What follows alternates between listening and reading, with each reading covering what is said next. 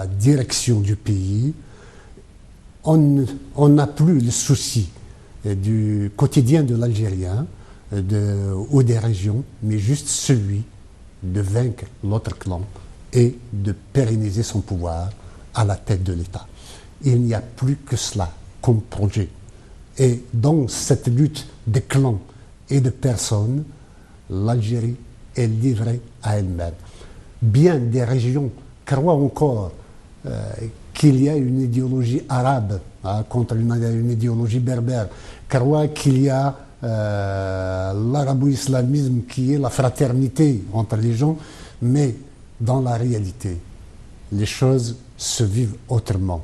Et la politique se moque de la morale ou des sentiments de fraternité. La politique, c'est d'abord la gestion du pouvoir, et en tant que tel, on endormira ceux qui croient en l'arabo-islamisme autant qu'ils le voudront, et on les dressera autant qu'on peut contre les impis kabyles, ou je sais pas moi, ou les hérétiques mouzabites, ou les nomades touaregs, ou je sais pas moi. Voilà les choses, comment elles se fait. Mais on sait voilà l'état triste de ce pays, n'est-ce pas ? L'état triste de l'Algérie, on l'a dit tout à l'heure, avec ce qui s'est passé en Kabylie, a montré qu'elle n'a jamais été une nation. Elle est plus nation avec la Palestine qu'elle ne l'est avec elle-même. Avec ses propres enfants. Absolument. Donc, Farhad Mehani, on ne peut pas tout dire dans cette émission qui est relativement assez courte. Donc, tu es aussi un grand artiste et toujours tu nous donnes des choses merveilleuses à écouter. Et je crois savoir que tu as finalisé 2 albums. Alors, qu'est-ce que tu peux nous en dire ? Écoute, je crois qu'il y a une petite histoire à raconter. Oui. Pendant longtemps, depuis que j'ai commencé à chanter en 1972 notamment, c'était l'année où ça va faire 42 ans, hein, où je suis rentré à l'université d'Alger, en sciences politiques. Et à partir de cette année-là, j'ai fait en sorte que de la pratique culturelle, la chanson, je diffuse un message politique. Et surtout pour arracher la liberté d'expression qui était confisquée à l'ensemble de l'Algérie, comme nous le pensions à l'époque. Quand cette liberté d'expression est arrachée, avec l'ouverture, toujours entre guillemets, démocratique de 1989, j'avais considéré à l'époque que ma mission était remplie et que dans la construction démocratique du pays qui s'annonçait, à de nouveaux combats, d'autres armes. Donc j'ai déposé ma guitare pour prendre c'est ce que micro. Tu nous avais dit à la salle Atlas, voilà. J'y étais. Voilà, et donc j'avais quitté officiellement la chanson. Pas pour très longtemps, puisque à partir de 2002-2003 surtout, il y avait les assassinats d'intellectuels. Et j'avais réalisé combien c'était insignifiant pour moi d'être un responsable politique dans un contexte pareil. Je pouvais faire un communiqué, mais le communiqué peut être lu le matin, le soir même il y avait d'autres massacres et il fallait l'attention était captivée par autre chose, par d'autres crimes et d'autres douleurs encore. Donc je me suis dit que finalement je dois repartir à mes amours, mes premiers amours. Donc j'ai démissionné de mes responsabilités politiques pour reprendre la chanson et j'avais fait sur la chaîne d'hier. Et chemin faisant, la politique m'a rappelé. Après, je me suis rendu compte petit à petit que j'étais à plusieurs facettes et qu'à chaque fois que me manquait l'une d'entre elles, j'étais abîmé, j'étais amputé. Donc j'ai par la suite fait de la politique et de la chanson concomitamment, continuellement, sans me poser trop de questions s'il faut que l'un manipule, si l'un des deux personnages manipulait l'autre ou se servait de l'autre. Et depuis effectivement la création du gouvernement provisoire kabyle, par respect pour mon peuple et pour mes fonctions, je me suis retiré de la chanson. Et j'ai trouvé que j'ai beau faire des discours, rien ne vaut une chanson. Une chanson vaut 1000 discours. Donc, je me suis rendu compte à la réalité d'une nécessité de m'exprimer artistiquement pour faire date en termes de témoignage d'une époque et pour porter également, pour faire avancer la cause. Et là, effectivement, j'ai une dizaine de titres qui ont été enregistrés avec de grands noms de la chanson, Kabyle et Amazigh, notamment le grand Edir, dont je salue la fraternité, la clairvoyance, que nous le courage, ici, bien voilà.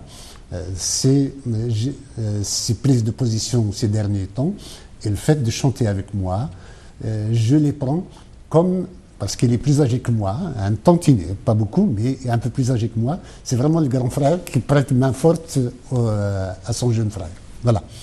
Et il y a eu également la chance pour ceux qui nous accusent d'avoir abandonné à travers le combat pour la Kabylie et les Amazighs.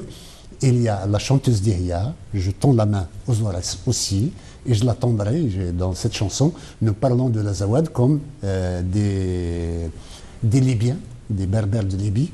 Donc il y a des jeunes chanteurs comme Sena, comme Kamal Iflis et Karim Idou, plein de Très bien. gens. Voilà. Et le deuxième alors, c'est de la musique classique, la musique savante?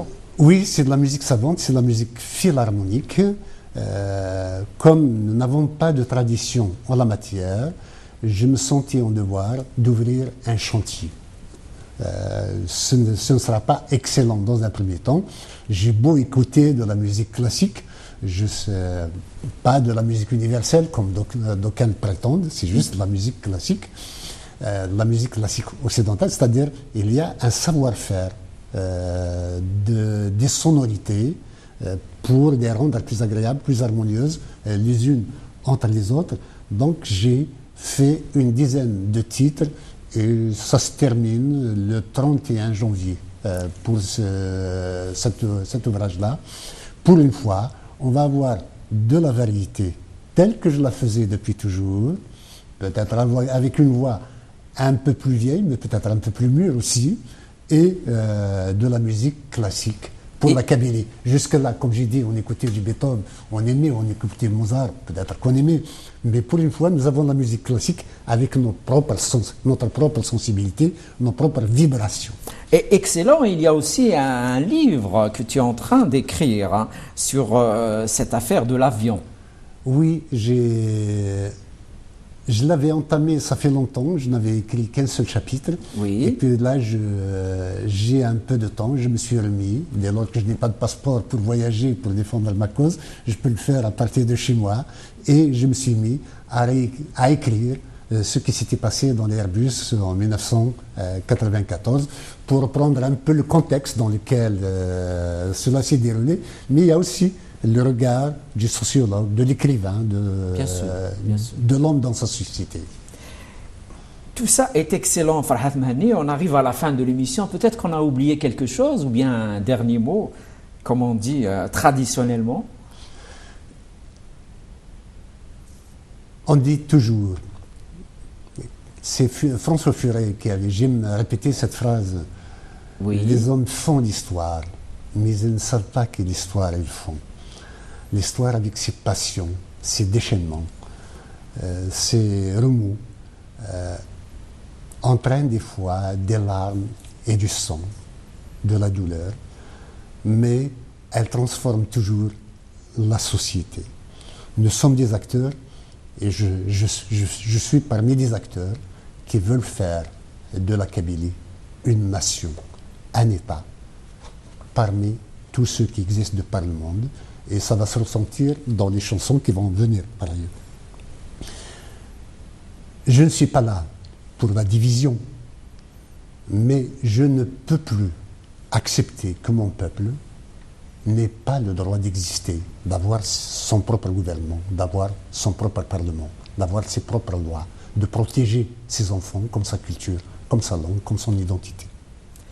C'est une belle sentence et je me permets de lire ce que tu écris à la fin du siècle identitaire paru aux éditions Michelin. Alors tu écris ceci: aujourd'hui, symboliquement, je viens de tracer la voie qui, j'en suis convaincu, vaincu mènera le peuple kabyle et à travers lui tous les peuples qui se trouvent dans son cas vers la liberté. Diabolisé par le régime algérien, dénoncé par des adversaires kabyles, encore inconscient, je chemine à travers l'histoire, guidé par le seul devoir envers la Kabylie. Quels que puissent être les aléas de son parcours ultérieur, désormais c'est dans le sens de la liberté que mon peuple ira, comme l'avait déjà prophétisé Mouloud Mamri. Merci aussi à vous tous qui nous avez regardés, qui nous avez entendus. Portez-vous bien, prenez soin de vous. Au revoir.